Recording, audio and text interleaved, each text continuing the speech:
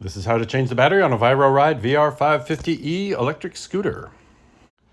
To remove the deck, you'll need to remove a few bolts. The bolts that hold the kickstand on are two of the bolts, and then there's 3 bolts on the other side and another bolt on the kickstand side. And then it comes off like that, and there's a metal strap that goes over it that's held on by bolts on both ends. You move that metal strap out of the way, and then you can get to the battery. I put the kickstand back on the bike to keep it up after I'd taken the lid off of it, and then you just squeeze and pull to remove the battery on the cable, and then it has these leads masking tape to both sides of the battery. I don't know what those are, but you'll want to peel them off of the old battery and then tape them on to the new battery. There's one on the top and one on the bottom. That's the bottom one there.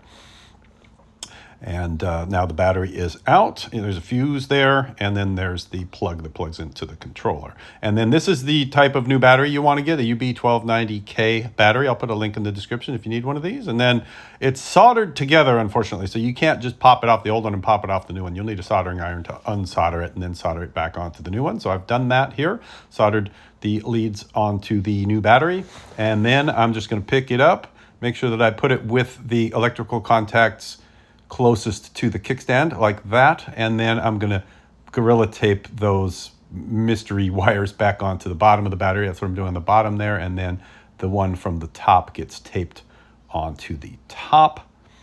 And then you want to make sure that the leads in the battery connector are still, they haven't popped out of their little connectors, and then just click it back together and make sure you have good contact. And then at this point, I would turn the scooter on and make sure that the lights come on, make sure that you have a good connection there before you put the deck back on. Then put this strap back in place with bolts on both ends.